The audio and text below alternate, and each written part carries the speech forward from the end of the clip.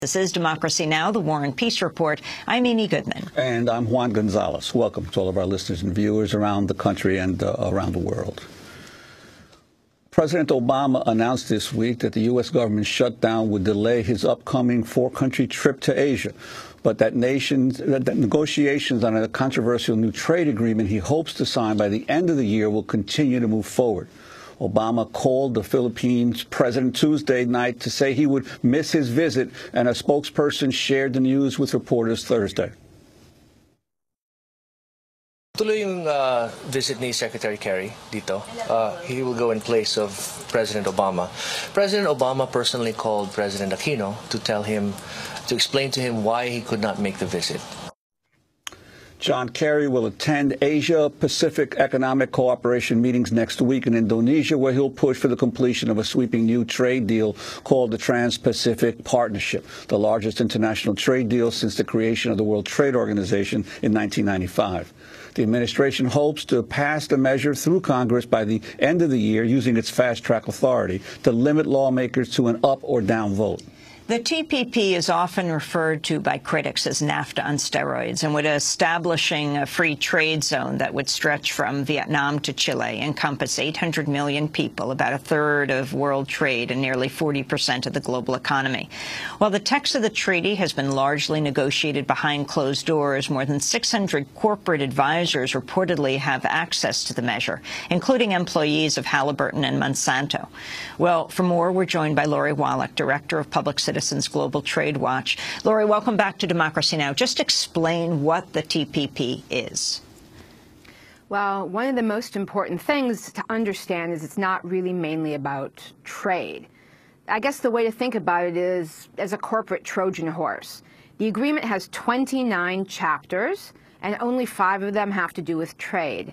The other 24 chapters either handcuff our domestic governments, limiting food safety, environmental standards, financial regulation, energy and climate policy, or establishing new powers for corporations. For instance, there are the same investor privileges that promote job offshoring to lower wage countries.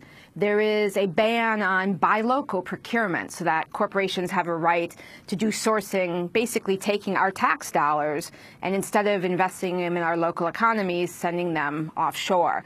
There are new rights to, for instance, have freedom to enter other countries and take natural resources, a right for mining, a right for oil, gas, without approval. And then there's a whole set of very worrisome issues relating to internet freedom.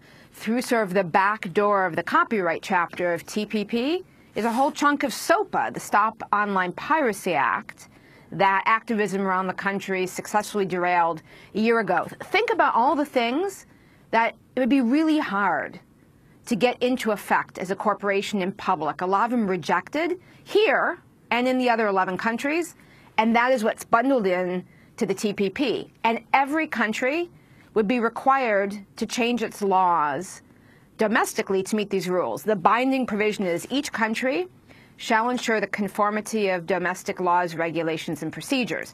Now, the only reason I know that level of detail is because a few texts have leaked, and I have been following the negotiations and grilling negotiators from other countries to try and find between the lines what the hell is going on. Otherwise, totally secret. Well, Lori, about that secrecy, even members of Congress have been severely limited in what they can learn, and that's only after the revelations about the total secrecy that this whole process began with. Could you talk about what members of Congress are allowed to know and how? Well, what's really important for people to know, and this gets to what you started out with about fast track, Congress has exclusive constitutional authority over trade. It's kind of like the Boston Tea Party hangover. After having a king just impose tariffs, in that case on tea, the founders said, we need to put all things about trade, international commerce, in the hands of Congress, the most diffuse part of the elected representation, not the executive, the king. So Congress has all this authority. They're supposed to be exclusively in control, but until this June, they were not even allowed to see the draft text. And it was only after a big great fuss was kicked up by a lot of members, 150 of them wrote last year, that finally members of Congress, upon request, for the particular chapter, can have a government administration official bring them a chapter, their staff is thrown out of the room, they can't take detailed notes, they're not supposed to talk about what they saw, and they can, without staff to help them figure out what the technical language is, look at a chapter. This is in contrast to, say, even what the Bush administration did. The last time we had one of these mega NAFTA expansion attempts was the Free Trade Area of the Americas. And in that instance, in 2001, that whole draft text was released to the public by the U.S. government on the official government websites. So this is extraordinary secrecy, and members of Congress aren't supposed to tell anyone what they've read. So, for instance, Alan Grayson, who was one of the guys who helped get the text released, Alan Grayson said, "I can tell you it's very bad for the future of America. I just can't tell you why." That's obscene. This would rewrite wide swaths of our laws. And again, it's mainly not about trade. So if we had this agreement in effect, for instance, it would be a big push for fracking. Now you would say, why fracking? Because it doesn't allow us to have bans on liquid natural gas exports. Or if this were in effect, we couldn't ensure the safety of the food we feed our families. We'd have to import, for instance, fish and shrimp that we know from the limited inspection that's done is extremely dangerous from certain kinds of growing ponds that are contaminated, etc., in some of the TPP countries. Or, for instance, some of the financial reforms where the banksters were finally regulated would be rolled back.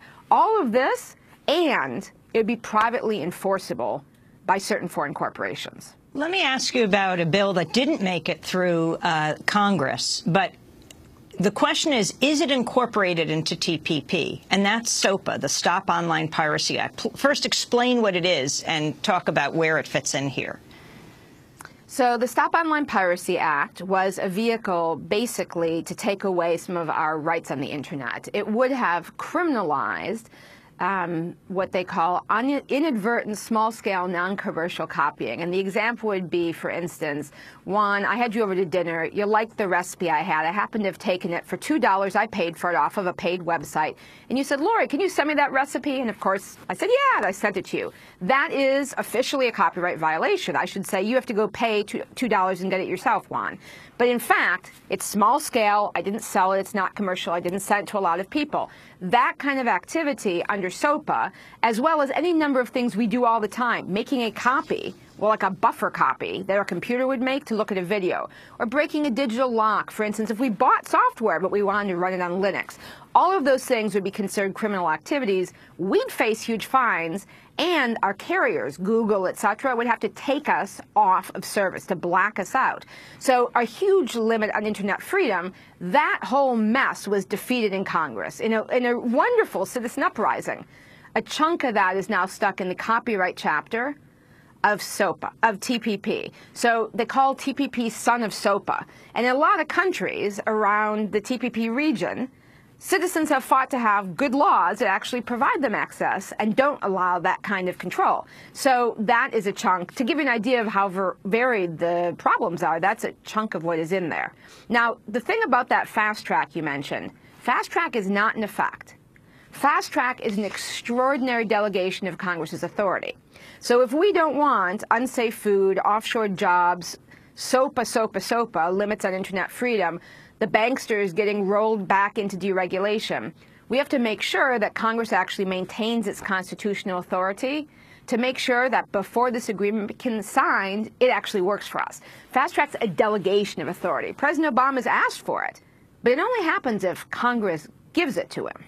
And Lori, what's been the Obama administration's position on these negotiations in terms of tobacco? Could you talk about that specifically? Well, the whole approach of the Obama administration has really been, I don't know, some combination of heartbreaking and infuriating. Because when he was a candidate, President Obama promised he would replace the NAFTA model. And instead, they've doubled down. So the tobacco issue is one of those that's the most gruesome.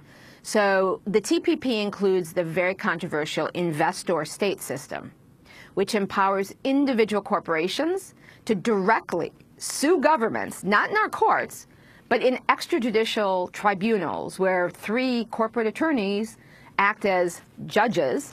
And these guys rotate between being the judge and being the guy suing the government for the corporation. They're empowered to give unlimited cash damages from us, the taxpayers, to these corporations for any government action, a regulatory issue, environment, health, safety, that undermines the investors' expected future profits. Under that system, big tobacco companies have been attacking health regulations, and famously, infamously, these kinds of investor-state cases have extracted billions of dollars and undermined important laws. So Philip Morris has used this to attack Australia, one of the TPP countries, plain packaging of cigarette laws. So a lot of the TPP countries are very worried that they would be basically handcuffed from being able to regulate for health around tobacco. So the U.S. originally was going to offer an exception. Big Tobacco came in and basically won the day. The U.S. pulled away what was a medium exception, put in something that's really worse than nothing. And then Malaysia came in and actually offered a real exception, which the U.S. is opposing. Just like the U.S. is opposing an exception to maintain financial regulations for prudential reasons. Just like the U.S. is opposing a real exception to those investor tribunals with respect to health and the environment. It's incredibly depressing. The only good news is a bunch of the other countries have basically said, basta, we are not going to roll back these things. So the reason there isn't a deal is because a lot of the other countries are standing up to the worst of these U.S. corporate-inspired demands. You can see the whole lay of this at Expose the TPP, www.expose the TPP. There are fact sheets on each of the ways, each aspect of your life that TPP could affect. And if you want to get down into the weeds and have long papers explaining and or information from other countries, you can go to tradewatch.org. That's tradewatch.org. Between those two sets of information, you'll see there's almost no part of your life or the things you care about that this agreement couldn't undermine. And again, trade's the least of it. Lori Wallach, we want to thank you very much for being with us. Lori Wallach is Director of Public Citizens Global Trade.